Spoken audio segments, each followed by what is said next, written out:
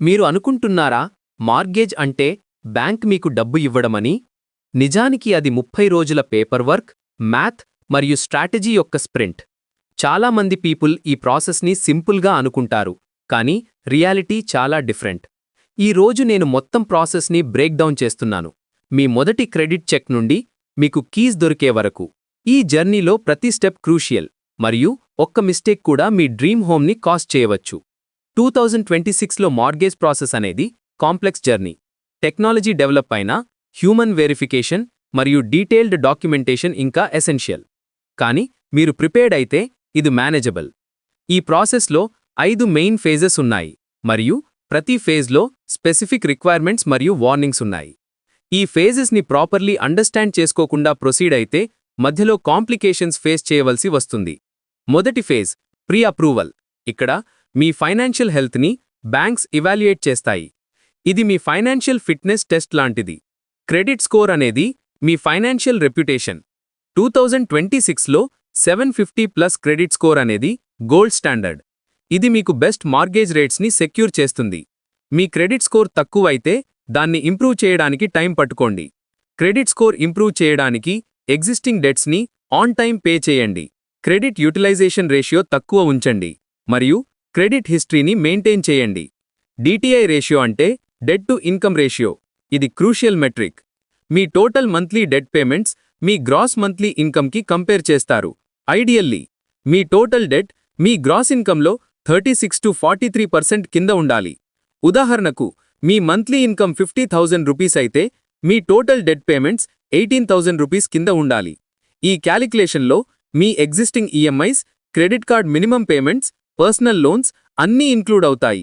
DTI ratio high అయితే additional income sources చూపించాలి లేదా ఎగ్జిస్టింగ్ డెట్స్ని రెడ్యూస్ చేయాలి.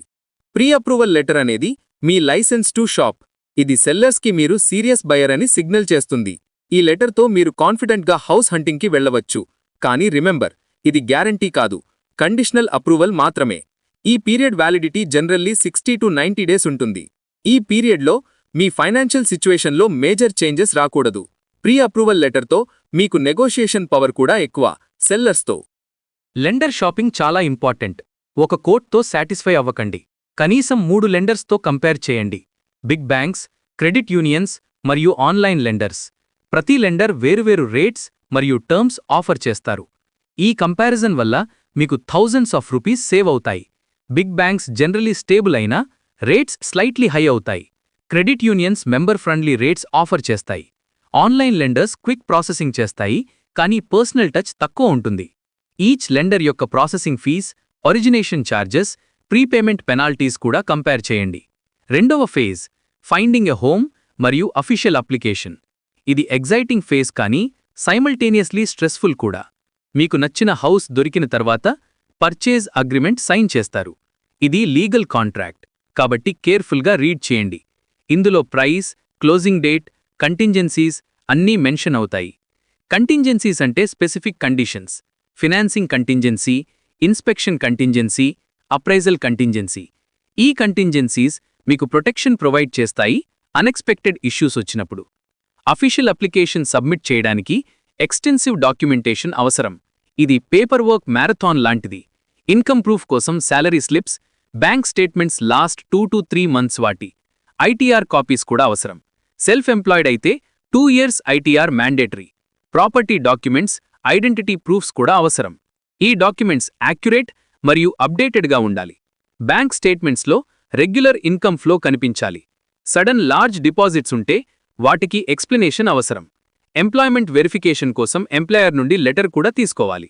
ఏపీఆర్ మరియు ఇంట్రెస్ట్ రేట్ డిఫరెన్స్ కూడా అండర్స్టాండ్ చేసుకోండి. మూడవ ఫేజ్ ప్రాసెసింగ్ మరియు అండర్ రైటింగ్. ఇక్కడ మీ అప్లికేషన్ డీటెయిల్డ్ రివ్యూకి వెళ్తుంది. ఇది బిహైండ్ ద సీన్స్ ఫేజ్ కానీ చాలా క్రిటికల్.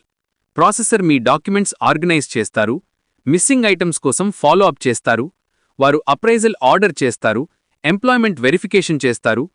ప్రాపర్టీ అప్రైజల్ చాలా ఇంపార్టెంట్. ఇది ప్రాపర్టీ వాల్యూ డిటర్మైన్ చేస్తుంది. అప్రైజల్ వాల్యూ లోన్ అమౌంట్ కన్నా తక్కువ వస్తే ప్రాబ్లమ్స్ వస్తాయి. అండర్ రైటర్ అనేది ఫైనల్ డిసిషన్ మేకర్. వారు మీ ఫైనాన్షియల్ ప్రొఫైల్ని థరోలీ అనలైజ్ చేస్తారు. Income stability, debt levels, credit history, property value అన్నీ ఎగ్జామిన్ చేస్తారు. వారికి అడిషనల్ డాక్యుమెంట్స్ అవసరమైతే క్విక్లీ ప్రొవైడ్ చేయండి. అండర్ రైటర్ యొక్క జాబ్ రిస్క్ అసెస్మెంట్. వారు బ్యాంక్ ఇంట్రెస్ట్ని ప్రొటెక్ట్ చేయాలి. అదే టైంలో క్వాలిఫైడ్ బారోవర్స్కి లోన్స్ అప్రూవ్ చేయాలి. ఈ ప్రాసెస్లో పేషెన్స్ మెయింటైన్ చేయండి. ఇక్కడ గోల్డెన్ రూల్ ఉంది. ఈ ఫేజ్లో మేజర్ ఫైనాన్షియల్ చేంజెస్ చేయకండి. కొత్త కార్ కొనకండి, కొత్త క్రెడిట్ కార్డ్ ఓపెన్ చేయకండి, అకౌంట్స్ మధ్య లార్జ్ అమౌంట్స్ ట్రాన్స్ఫర్ చేయకండి. ఇవి మీ లోన్ని ఇన్స్టెంట్లీ కిల్ చేయవచ్చు. అండర్ రైటర్స్ ఈ చేంజెస్ని రెడ్ ఫ్లాగ్స్గా చూస్తారు, ఎందుకంటే ఇవి మీ ఫైనాన్షియల్ ప్రొఫైల్ని చేంజ్ చేస్తాయి. జాబ్ చేంజ్ కూడా అవాయిడ్ చేయండి ఈ టైంలో. కన్సిస్టెన్సీ అనేది అండర్ రైటర్స్కి చాలా ఇంపార్టెంట్. 4వ ఫేజ్ క్లోజింగ్. ఇది ఫైనల్ స్ట్రెచ్. ఇక్కడ ఎక్సైట్మెంట్ మరియు నర్వస్నెస్ రెండూ పీక్ లెవెల్లో ఉంటాయి. క్లోజింగ్ డిస్క్లోజర్ మీకు 3 days బిఫోర్ క్లోజింగ్ రావాలి. ఇది ఫెడరల్ రిక్వైర్మెంట్. ఇది లోన్ ఎస్టిమేట్తో కంపేర్ చేయండి. సిగ్నిఫికెంట్ చేంజెస్ ఉంటే క్వశ్చన్ చేయండి. Interest rate, loan amount, closing costs ఇవన్నీ మ్యాచ్ అవుతున్నాయా చెక్ చేయండి. మైనర్ వేరియేషన్స్ నార్మల్, కానీ మేజర్ డిస్క్రిపెన్సీస్ ఉంటే క్లారిఫికేషన్ అడగండి. క్లోజింగ్ కాస్ట్స్ బడ్జెట్ చేయండి. జనరలీ హోమ్ ప్రైస్లో 2 to 5% వరకు ఉంటుంది. ఇందులో lender fees, title insurance, property taxes, home owners insurance, attorney fees ఉంటాయి. ఈ కాస్ట్ని అడ్వాన్స్లో ప్లాన్ చేయండి. Some costs negotiable, some fixed. Title insurance, appraisal fees, government taxes ఇవి ఫిక్స్డ్. లెండర్ ఫీజ్ కొన్ని నెగోషియేట్ చేయవచ్చు. క్లోజింగ్ కాస్ట్స్ ఫైనాన్సింగ్ కూడా పాసిబుల్, కానీ అది లోన్ అమౌంట్ ఇంక్రీజ్ చేస్తుంది. క్లోజింగ్ డేలో మౌంటైన్ ఆఫ్ పేపర్స్ సైన్ చేయాలి. ఇది ఓవర్వెల్మింగ్ అనిపించవచ్చు, కానీ each document important. Mortgage note, deed of trust, closing disclosure, insurance documents అన్నీ కేర్ఫుల్లీ రీడ్ చేసి సైన్ చేయండి. క్వశ్చన్స్ ఉంటే హెజిటేట్ చేయకండి. ఇది మేజర్ ఫైనాన్షియల్ కమిట్మెంట్. అటార్నీ లేదా రియల్ ఎస్టేట్ ఏజెంట్ మీతో ఉంటే వారి గైడెన్స్ తీసుకోండి. సైనింగ్ ప్రాసెస్ కొన్ని అవర్స్ పట్టవచ్చు. ఫండింగ్ అనేది final step. All documents sign అయిన తర్వాత లెండర్ ఫండ్స్ని సెల్లర్కి ట్రాన్స్ఫర్ చేస్తారు. ఈ మూమెంట్ నుండి మీరు అఫీషియల్లీ హోమ్ ఓనర్. కీస్ మీ హ్యాండ్స్లో ఉంటాయి. ఈ ఫీలింగ్ డిస్క్రైబ్ చేయలేనంతగా సాటిస్ఫైయింగ్ ఉంటుంది. కానీ రిమెంబర్, ఇది బిగినింగ్ కూడా. Long term financial responsibility start అవుతుంది. 5వ ఫేజ్ లైఫ్ ఆఫ్టర్ క్లోజింగ్. ఇక్కడ long term financial management start అవుతుంది. అమోర్టైజేషన్ అనేది ఇంపార్టెంట్ కాన్సెప్ట్. మీ మంత్లీ పేమెంట్లో ప్రిన్సిపల్ మరియు ఇంట్రెస్ట్ రెండూ ఉంటాయి. ఇనీషియల్ ఇయర్స్లో ఇంట్రెస్ట్ పోర్షన్ ఎక్కువ ఉంటుంది, గ్రాడ్యువల్గా ప్రిన్సిపల్ పోర్షన్ ఇంక్రీజ్ అవుతుంది. ఈ స్ట్రక్చర్ వల్ల ఎర్లీ ఇయర్స్లో ఈక్విటీ బిల్డప్ స్లోగా ఉంటుంది. ఎస్క్రో అకౌంట్ మెయింటైన్ చేస్తారు ప్రాపర్టీ ట్యాక్సెస్ మరియు ఇన్సూరెన్స్ కోసం.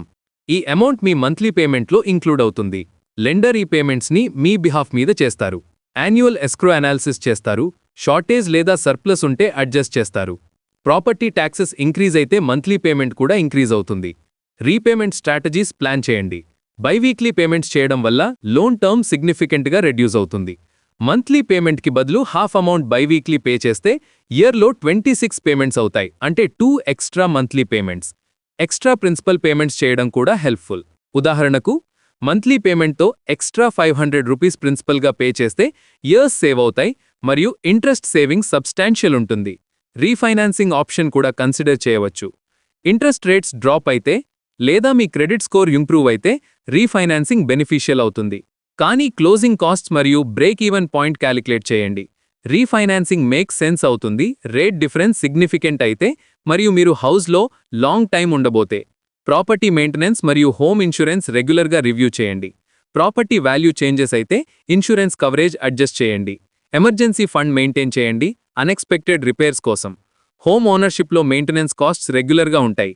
హెచ్వీఏసీ servicing, plumbing issues, roof repairs ఇవన్నీ బడ్జెట్